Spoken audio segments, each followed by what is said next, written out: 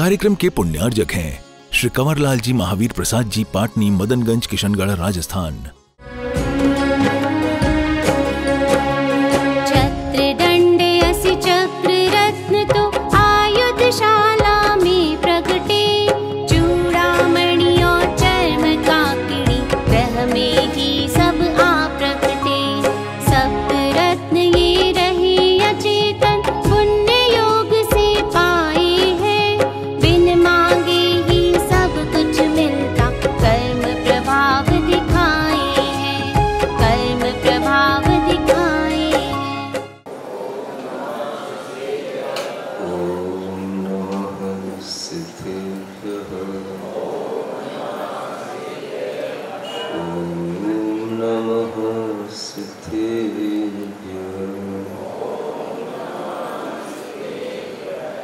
श्री शांतिनाथ पद पंकज चंचरीका दीवानरा समभवन गणनायकेता।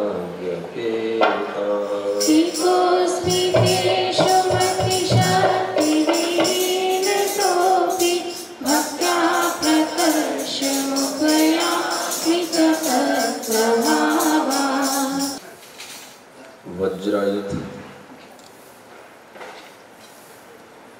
राजा होने के बाद जिन्होंने मुनि पद को धारण किया और फिर उसके बाद भी मेघरथ राजा होकर के भी जिन्होंने मुनि पद को धारण किया,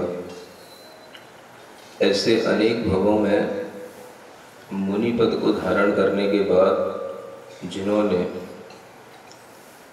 तीर्थंकर बनने से पहले दूसरे भव में मुनि पद को जब धारण किया, उस समय पर उनके मन में कुछ शुभ भावनाओं का उदय होता है कि वह विशेष रूप से तीर्थंकर नाम कर्म का बंद करने वाली उन भावनाओं का विचार करते हैं। उन भावनाओं में पहली भावना दर्शन विशुद्धि भावना है, दूसरी विनय संपन्नता की भावना है, तीसरी शील और व्रतों में अनतिचार की भावना है,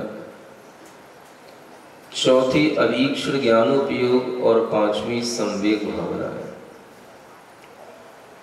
इन भावनाओं का थोड़ा सा चित्रण विचार आपके लिए दिया गया था।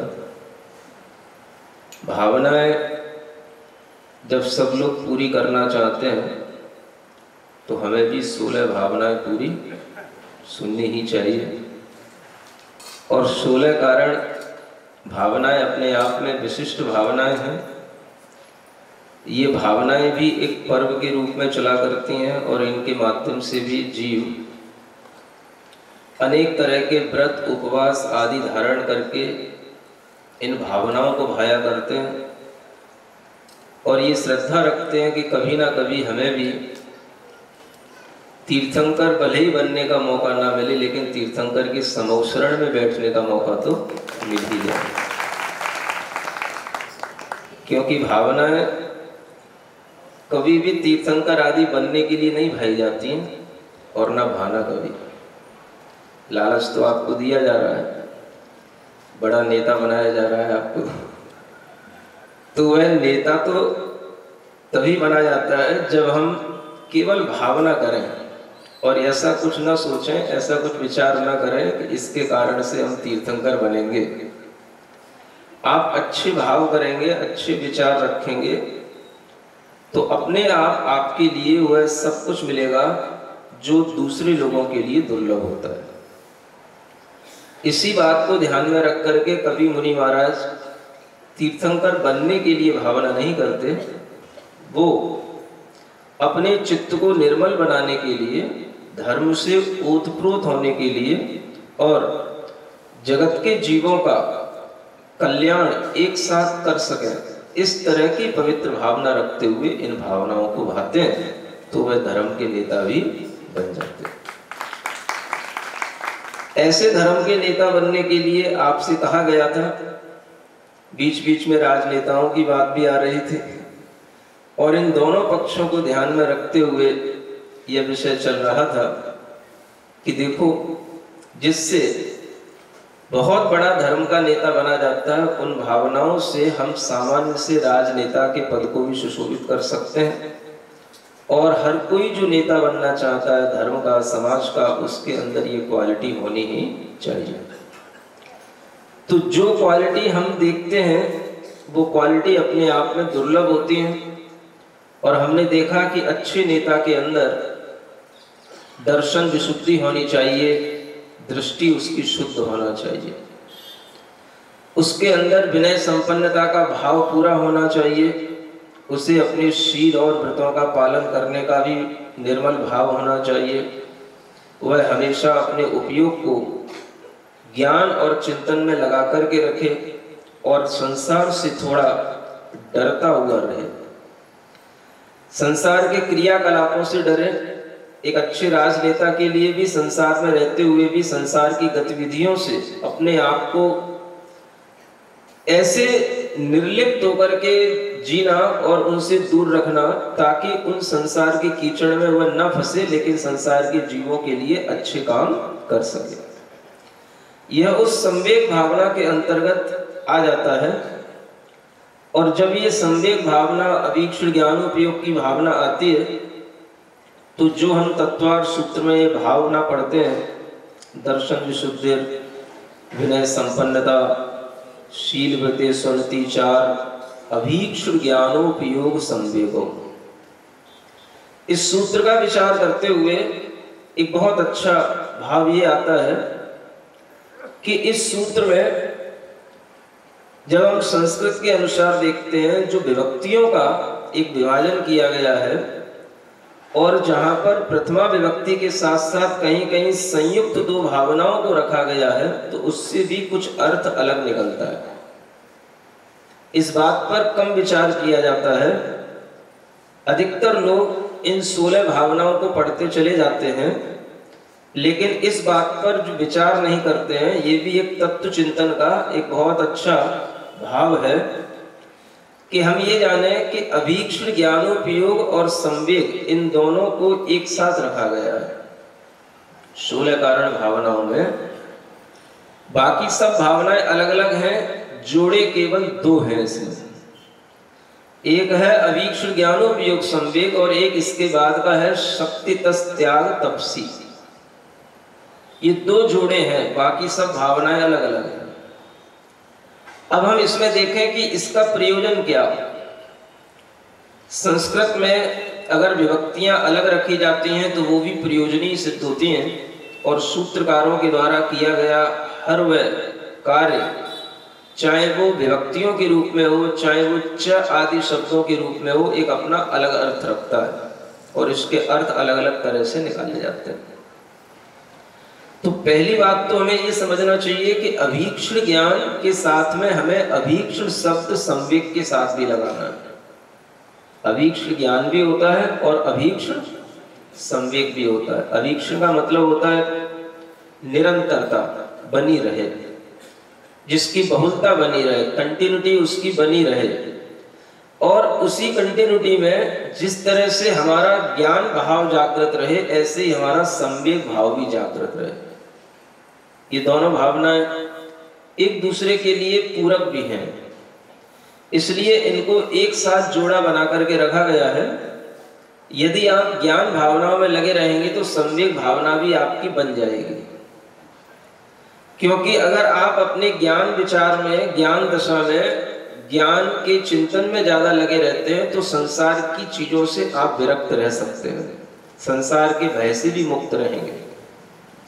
यह अपने आप में संवेग भाव बन जाता है, और इसीलिए अभीक्ष्ण ज्ञान और अभीक्ष्ण संवेग को एक साथ रखा गया है। इसी के आगे आता है शक्ति तस् त्याग तपसी। शक्ति से त्याग करना और शक्ति से तप करना, यहां भी ये दोनों भावनाओं को एक साथ रखा गया है। और इसका भी अपने आप में एक महत्व है और इसका मतलब भी है। शक्ति से त्याग करना, पहले तो हम आपसे पूछना चाहते हैं कि आपने इस भावना का मतलब क्या समझा है? शक्ति से त्याग करना, शक्ति अनुसार त्याग करना, जितनी शक्ति है उतना त्याग करना, ऐसा भाव आप लोग निकालते हैं ना? ऐसा ही तो पढ़ाया जाता है। क्या सोचा जाता है? जम सकई तम की रही, जितनी शक्ति है उतना करो, शक्ति के अनुसार त्याग करो, शक्ति के अनुसार तप करो। लेकिन कभी कभी चिंतन में कोई दूसरे भाव भी आ जाते हैं। वैसे तो चिंतन करना हमने बताया था आचार्य महाराज का काम है, कभी कभी मुनि महाराज भी कर लेते हैं, और गुरु महाराज की कृपा से कभी कभी कुछ अच्छा चिंतन भी आ जाता है। वो चिंतन आपको आज परोसा जा रहा है, जो नया नया चिंतन है, क्योंकि 2 दिन से पड़ा था। ऐसा नहीं कुछ नहीं कर रहा था, कुछ ना कुछ तो चल ही रहा था। और यह ज्ञानोपयोग में ये भाव आ रहा था कि देखो, ये दोनों पदों को एक साथ जोड़ करके बनाया गया है, शक्ति तस त्याग तपसी और ज्ञानोपयोग सम्यक भाव के साथ में, इसका भी एक महत्व समझ में आया। ये जो शक्ति तस त्याग तपसी का अर्थ आप लोगों ने बना रखा है कि शक्ति के अनुसार त्याग करना, शक्ति के अनुसार तप करना, ऐसा लगता है कि आपने थोड़ा सा अर्थ को परिवर्तित किया है। सुन रहे? आप कहोगे क्या परिवर्तित किया है?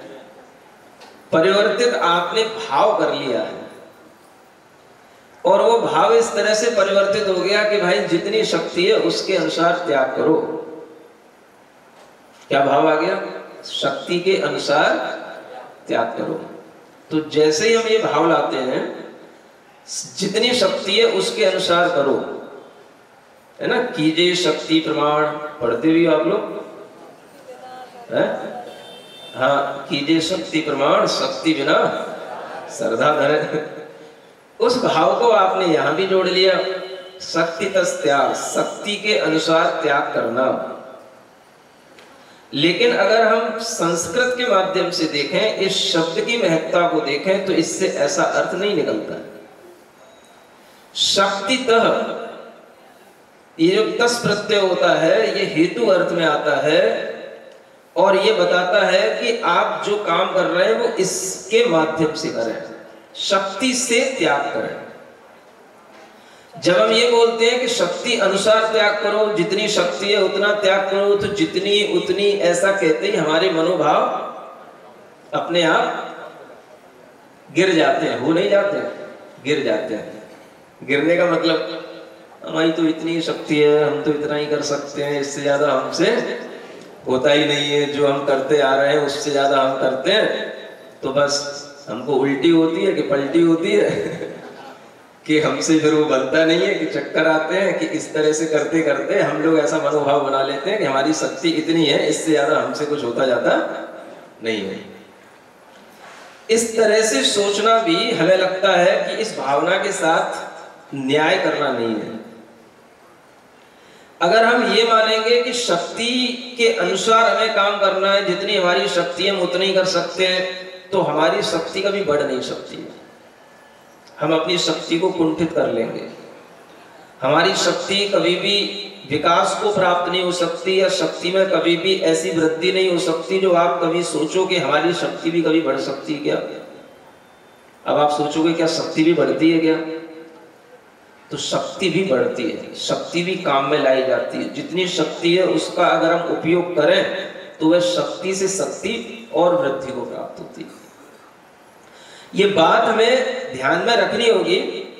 शक्ति के अनुसार तप करना या त्याग करना, जो अनुसार शब्द लगाया जाता है, ये सूत्र में नहीं है कहीं। नहीं तो ऐसा लिखा होता शक्ति अनुसार तस त्याग तपसी, ऐसा भी शब्द बन सकता था अगर यही भाव इच्छित होता तो। शक्ति अनुसार यथ शक्तितः यथा शक्तितः, यथा शब्द भी डाला जा सकता था, यथा शक्ति तहा शक्ति, ऐसा कुछ नहीं है। मैं आपको बताना चाहता हूं कि जो एक चिंतन का भाव आया मन में वो यही आया है कि यहां पर शक्ति से कहा गया है। शक्ति से का मतलब होता है जो आपकी शक्ति है उसे लगा करके आप त्याग करें। शक्ति से त्याग करें, शक्ति से तप करें। जब हम ऐसा बोलते हैं कि शक्ति से त्याग करो तो क्या होता है, आप अपनी शक्ति को उसमें लगाएंगे। और जब हम ऐसा बोलते हैं जितनी शक्ति है उतना कर लेना, तो फिर हम जहां हैं फिर हम वहीं रहते हैं। नहीं समझ आ रहा? कुछ भाव में अंतर आ रहा है कि नहीं? हाँ, यही चिंतन हुआ एक दिन जो बीच में व्यवधान हुआ उसमें ये चिंतन आया कि हम जो भावना कर रहे हैं वो भावना हमारी शक्ति के अनुसार नहीं, शक्ति लगा के होनी चाहिए, शक्ति से होनी चाहिए। और ये जो शक्ति से भावना की जाती है तो उससे शक्ति बढ़ती भी है। शक्ति से त्याग करो। मैं खुद अनुभव करता हूं और मैं अपने अनुभव की एक बात आपको बताता हूं कि जब ब्रह्मचारी अवस्था में थे, उम्र उस समय पर बहुत कम ही समझो, जैसे आप 20-22 साल की उम्र कहते हैं, उस उम्र में ये कुछ भी उपवास है या कोई बहुत ज्यादा तप है ऐसा कुछ भी करते हुए कुछ भी बनता नहीं था। उपवास आदि करना तो ऐसा लगता था जैसे 3 लोग को जीतना है। तो इस तरह की भावना के साथ भी व्रत लेने का भाव, उत्साह से आगे बढ़ने का भाव तो रहता था। तो आचार्य महाराज के पास जब ब्रह्मचारी अवस्था में उनसे निवेदन किया तो उससे पहले ही हम उस समय पर 7 प्रतिमा के व्रत का पालन करते थे। 7 प्रतिमा के व्रत थे। जब आचार्य महाराज ने पूछा कितनी प्रतिमाएं हैं, तो 7 प्रतिमाएं हैं। तो बोले 7 प्रतिमा में पुरुषोत्त प्रतिमा भी आती है? आती है। तो पुरुषोत्त में क्या करते हो? कुछ नहीं, एक आसन चलता है। अष्टमी चतुर्दशी को भी एक आसन चलता है। तो आचार्य महाराज कहते हैं नहीं, एक आसन नहीं, अगर हमने प्रतिमा ली है तो उसमें हमें पूर्ण रूप से करने के लिए उस प्रतिमा को उपवास के साथ, उसका नाम ही है प्रोषदोपवास, तो उपवास के साथ करना चाहिए। अब उनने जब अपनी शकल देखी तो उन्हें लगा कि इसको उपवास करते शायद कठिनता हो, उन्हें दिख रहा था। तो कहने लगे उपवास से न बने तो कोई बात नहीं, एक टाइम दूध पानी लेके भी कर सकते हैं। ऐसा उन्होंने निर्देश दिया, केवल दूध पानी लेकर के कर सकते हैं। तो उस समय पर महसूस किया कि दूध पानी लेकर के भी वह उपवास कोई शक्ति देने वाला नहीं होता। वो दूध पानी से भी कुछ फर्क नहीं पड़ता। दूध पानी कितना पिया जाएगा? 1 गिलास 2 गिलास से ज्यादा क्या पिएगा? तो वो दूध पानी से भी कुछ नहीं होता। वो दूध पानी भी जो है शाम तक तो चलो ठीक रहता है, और सुबह जैसे ही रात की 2 बजती है तो जी घबराता है, कहीं उल्टी होती है, इधर की करवट उधर की करवट, ये सब होने लग जाता है। समझ आ रहा है? और सुबह के 7 बजाना मुश्किल हो जाता है।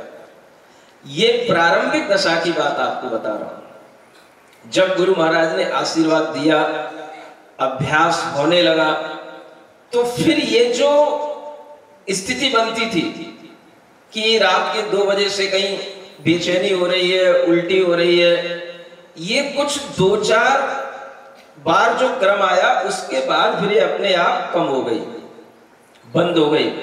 और उसके बाद में ऐसी भी स्थिति बनने लगी कि दूध पानी के बिना भी उपवास से भी बहुत अच्छे ढंग से आराम से दिन भी निकल जाता है और रात भी निकल जाती है। ये कैसे हो गया? ये गुरु महाराज के कहने से तो हो ही गया, आशीर्वाद से तो हो ही गया, लेकिन शक्ति से त्याग करने से, शक्ति से तप करने से ऐसा हो गया। तो शक्ति से का मतलब ये होता है कि हम शक्ति लगाएंगे, करेंगे तो शक्ति से शक्ति बढ़ती है। और अगर हम यही सोच के रह जाएं कि नहीं हमसे इतने से ज्यादा कुछ होता नहीं, हम तो एक आसन ही कर लें तो वही बहुत बड़ी बात है, एक आसन भी हम करके बड़ा मुश्किल से कर पाते हैं। इस तरह से जो सोचते हैं उससे फिर हमारी शक्ति कभी भी बढ़ नहीं सकती। तो कहने का मतलब यह है, जब हम ये सोच करके भाव करते हैं कि शक्ति अनुसार करो, तो हमारी भावना शक्ति अनुसार की नहीं होती है। फिर तो जितनी शक्ति है उसी के अनुसार हम करते हैं, उससे ज्यादा कुछ नहीं करते हैं। लेकिन जब हम आपसे कहेंगे नहीं शक्ति लगा के करो, पूरी शक्ति से करो, तो आपके अंदर एक अलग भाव आता है। तो कहने का मतलब यह है कि यहां पर जो कहा जा रहा है पूरी शक्ति से त्याग करो, पूरी शक्ति लगा करके तब करो, यथाशक्ति नहीं, जितनी शक्ति है उतनी शक्ति से काम करो। ये जो शब्दों का खेल है, इसी से हमारे भावों का खेल बनता है, और शब्दों के माध्यम से हमारे भाव गिरते भी हैं और बढ़ते भी हैं। जब हम कहते हैं कि शक्ति से त्याग करो, तो आपके अंदर लगेगा नहीं, जो शक्ति हमारे पास में है उसको अगर हम लगाएंगे तो उसमें सब कुछ करते बनता है।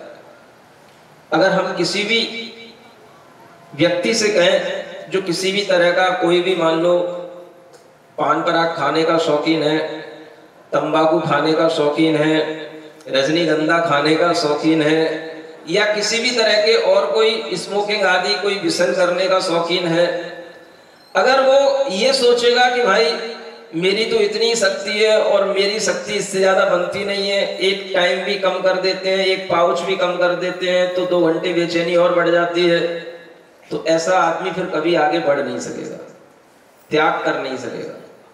त्याग करने के लिए क्या करना पड़ेगा? उसे पूरी शक्ति लगानी पड़ेगी।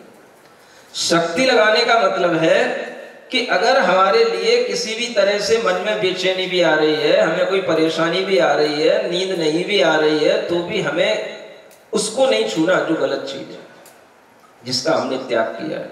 हमें उसी को अपनाना है जो हमारे लिए हितकारी है।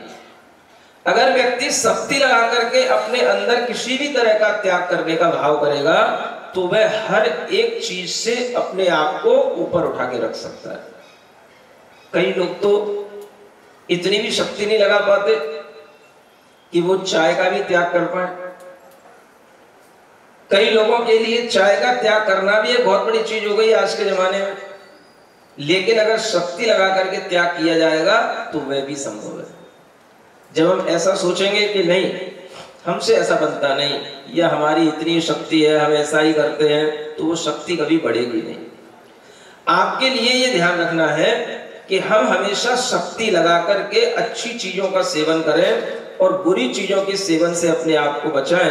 अगर हम इसमें अपनी शक्ति लगाएंगे तो इसी शक्ति त्याग की भावना से आपके अंदर एक नेतृत्व करने का गुण आएगा। क्योंकि अगर आप में त्याग करने की शक्ति नहीं होगी तो फिर आप अच्छे ढंग से नेता नहीं बन सकते, आप किसी को गाइड नहीं कर सकते, आप किसी के लिए कोई दिशा निर्देश नहीं दे सकते, क्योंकि आप ही कुछ नहीं कर सकते। जब आपके अंदर त्याग का भाव आएगा तभी आप किसी दूसरे के लिए अपने आप में सीख दे पाएंगे। और इस तरह की सीख देने के लिए आपको ये ध्यान रखना पड़ेगा कि हमें शक्ति से त्याग करना है, और वह त्याग बुराइयों का पहले करना है। अच्छी चीजों का भी त्याग किया जाता है, वो बाद में किया जाता है, लेकिन पहले तो बुराइयों का, बुरी चीजों का त्याग किया जाता है। तो अच्छी चीजों के लिए भी जब हम त्याग करने की भावना करने लग जाएं तो फिर वो उत्कृष्ट त्याग कहलाने लग जाता है। अच्छी चीजों का त्याग का मतलब बोलो तो, अच्छी चीजों का त्याग नहीं होता। त्याग तो दोनों ही चीजों का होता है। एक अभक्ष्य चीजों का त्याग होता है जो खाने योग्य नहीं है, लेकिन भक्ष्य चीजों का भी त्याग करते लोग। खाने की योग्य तो बहुत सारी चीजें। अब मान लो हरी सब्जियां हैं तो ढेरों हरी सब्जियां हैं, फल हैं तो ढेरों हरे फल हैं, तो सब तो नहीं खाए जाते, तो लोग उसमें भी अपनी लिमिट बना लेते हैं। हमें 10 हरी सब्जियां ही रखना है, हमें 10 फल तक ही सीमित रहना है, तो ये खाने योग्य चीजों में भी नियम बनाए जाते हैं। इस तरह के नियम बनाने से, इस तरह के त्याग करने से, वो त्याग उत्कृष्ट त्याग इसलिए माना जाता है कि ये हमारे लिए लेने योग्य था, खाने योग्य था, भक्ष्य था, लेकिन फिर भी हमने अपनी इच्छा को जीता और हमने त्याग किया। इस तरह का त्याग करने से ही एक नेतृत्व करने का, नेता बनने का एक गुण आता है, और इस तरह के नेता ही बहुत अच्छे माने जाते हैं, काम आते हैं। समझ आ रहा है? ऐसे नेता बनने के लिए अगर आपको समाज का नेता बनना है, धर्म का नेता बनना है, लौकिक जगत का नेता बनना है, तो भी आपके अंदर ये त्याग का गुण तो होना ही चाहिए। आप जानते हो, अगर व्यक्ति के अंदर त्याग नहीं होगा, लोभ ही लोभ होगा, तो ऐसे व्यक्ति को व्यक्ति समझते हैं कि ये तो केवल अपना घर भर रहा है। ऐसा नेता को लोग फिर जो है पसंद नहीं करते, ये तो केवल अपने घर परिवार के लिए कर रहा है, अपना घर भर रहा है, बस पैसे इकट्ठे कर रहा है, और ये बहुत ही लोभी है, हर बात बात पे पैसे मांगता है, निकालता तो कुछ है ही नहीं है। विधायक की निधियां पड़ी रहती हैं, सांसद की निधियां पड़ी रहती हैं, उसमें से भी नहीं निकालता, वो भी अपने काम में ले लेता है। इस तरह के जो लोभी लोग होते हैं वो फिर पदों पर बहुत देर तक रह नहीं पाते। एक अच्छे व्यक्ति के अंदर यह त्याग का भाव, दान का भाव जितना बढ़ेगा, प्रजा उसके लिए उतना ही ज्यादा पसंद करेगी। आप देखेंगे जो पहले बहुत अच्छे अच्छे नेता होते थे, उनके अंदर संग्रह की भावनाएं बहुत कम हुआ करती थी। जो पुराने पहले जैसे राष्ट्रपति हुए, राजेंद्र प्रसाद जी वगैरह, ये सब लोग जो है बहुत अच्छे लोग हुए, इनके अंदर संग्रह की भावना नहीं रहती थी। और इस तरह के लोग जो है बाद में भी इनके पद से हटने के बावजूद भी इतिहास में इनके नाम दर्ज रहते हैं, इनकी घटनाएं दर्ज रहती हैं, लोग इन्हें याद करते हैं। इस तरह के पदों पर स्थित लोगों के माध्यम से भी अपने आप लोगों के अंदर यह भाव आता है कि देखो त्याग की कितनी महिमा है। सुविधाएं होते हुए भी सुविधाओं का उपभोग करना जरूरी नहीं है। सुविधाएं होते हुए भी उन सुविधाओं में हम अपना समय लगाएं, उसमें जिएं, उसके लिए हम समय दें, ऐसा कोई जरूरी नहीं है। और इस तरह की भावनाएं पहले के राजनेताओं में हुआ करती थी, और ये राजनेता में होना बहुत जरूरी है। त्याग भाव के साथ ही ये सारा का सारा समय जब निकलता है तो प्रजा अपने आप में संतुष्ट रहती है और उस राजा को पसंद करती है, क्योंकि वह राजा देने में संकोच नहीं करता है। वही राजा अच्छा माना जाता है जो देने में संकोच न करे। प्रजा ने मांगा और राजा ने दिया। राजा अगर प्रजा से ही लेता रहता है, कर लगा लगा करके, टैक्स लगा लगा करके प्रजा का ही धन निकालता रहता है और बदले में उसके लिए कुछ नहीं देता है, तो ऐसा राजा भी बहुत दिन तक टिक नहीं पाता है, किसी भी पद पर हो। इसलिए जब भी कभी अच्छा व्यक्ति आपको बनना हो, एक अच्छा लीडर बनना हो, तो आपके लिए ये चाहिए कि आप सुख सुविधाओं में अपना उपभोग करने में ज्यादा अपने आप को न लगाएं। ये आजकल धीरे धीरे ये सुविधाओं की स्थितियां बढ़ी हैं, धीरे धीरे बढ़ी हैं। पहले के जमाने में तो पंखे भी नहीं हुआ करते थे, अब तो घर घर में क्या, कमरे कमरे में एसी लगी हुई है। समझ में आ रहा है? एक समय था जब घर में एक पंखा भी आना माने बहुत बड़ी बात मानी जाती थी। फिर पहले तो टेबल फैन चले, फिर उसके बाद में सीलिंग फैन चले, फिर उसके बाद कूलर चले, फिर न जाने क्या क्या चलने लग गया। ये सुख सुविधाएं धीरे धीरे बढ़ी। जब ये सुख सुविधाएं बढ़ती हैं तो सुख सुविधाएं नेताओं को भी मिलती हैं। और इस तरह के नेता, जिस समय पर ये डॉक्टर शंकर दयाल शर्मा जैसे नेता हुए, उस समय पर ये सुख सुविधाएं धीरे धीरे बढ़ रही थी। जब ये नेता बने, अच्छे पदों पर पहुंचे, तो इनके लिए सुख सुविधा दी गई। आपके घर में, आपकी जहां रहेंगे वहां पर आपके कमरे में कूलर लगेगा। सुन रहे हो? ये घटना है उनके जीवन की। कूलर आपके लिए लगाया जाएगा। जैसे ही वो पद पर पदस्थ हो गए तो उनके लिए कर्मचारी आए, कूलर लगाने लगे। तो वो कहने लगे, भाई ये क्या कर रहे हो? अब आपको जो है, आपका ओहदा बढ़ गया है, अब आप बहुत बड़े नेता बन गए हैं, तो अब आपके लिए ये सुविधाएं दी जा रही हैं, आपको कूलर की हवा में रहना है। तो उस समय पर वो कहते हैं कि भाई मैंने अपना पूरा जीवन बिना कूलर के निकाला है, तो अब मुझे इस कूलर का आदी बना करके मुझे आलसी क्यों बनाना चाहते हो? जब मेरा इतना जीवन बिना कूलर के निकल गया है तो आगे का जीवन भी बिना कूलर के निकल जाएगा, इसके लिए यहां पर खर्चा करने की जरूरत नहीं है। ये भावनाएं एक राजनेता के अंदर आना ये बताती हैं कि ये त्याग की भावना, सुख सुविधाएं का अपने पास में एक योग हो तो भी हम उसका भोग ना करें, इस तरह का जब भाव आता है तो वो त्याग भाव ही उस व्यक्ति को बड़ा बनाता है। लोभी व्यक्ति कभी बड़ा नहीं बनता। आदमी कितना ही घर में इकट्ठा करके रखा रहे, वो कभी भी सोचता है मैं बहुत बड़ा हूं, मेरे पास करोड़ हैं, अरब हैं, वो कभी नहीं करोड़पति का उसके अंदर कोई भाव ही नहीं। उसको कहेगा कौन करोड़पति? जिसने देखा ही नहीं कभी इसने कोई करोड़ों का कोई काम किया हो या कभी कोई लाखों का भी कोई दान दिया हो तो उसको करोड़पति अपने मन में बना रहे। करोड़पति कहलाने का भी एक भाव दूसरे के माध्यम से जब उससे सुनने में आएगा, मिलेगा, तभी उसको महसूस होगा कि मैं करोड़पति हूं। और करोड़पति होगा तो कम से कम लाख का दान तो देगा, तब तो करोड़पति कहलाएगा। तो त्याग से ही व्यक्ति की महत्ता बढ़ती है, त्याग से ही व्यक्ति बड़ा बनता है, और त्याग से ही उसका नाम भी होता है, और त्याग से ही उसे प्रसिद्धि भी मिलती है।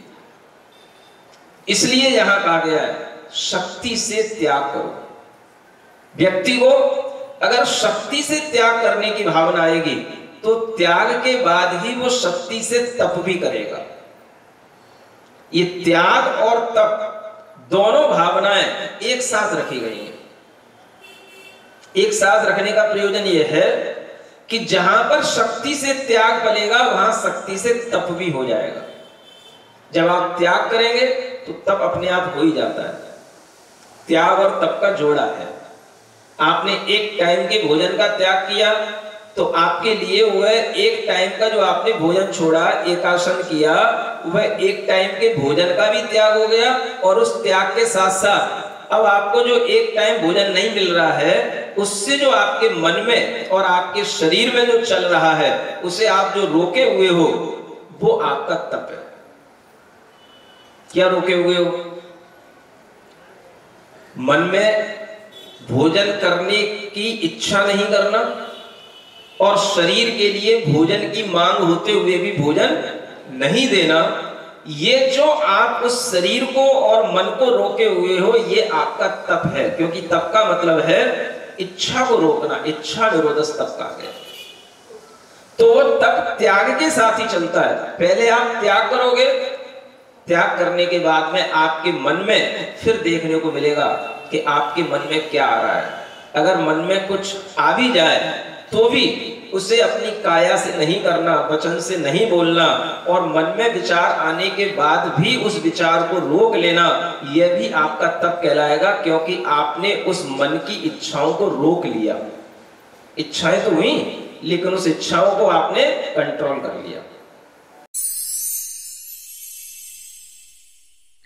सिरिजिणवाणी जग कल्याणी जग जन मदतम मोहरी जनमण हारी गढ़हर हारी जम जरा भव रोग हरी तिथ्य राणम दिव्य झुणिम जो पड़ई सुणई मय्ये धारई राणम सौख मणंतम धरिय सासद मोक्ष पदम पावई सासद मोक्ष पदम पावई।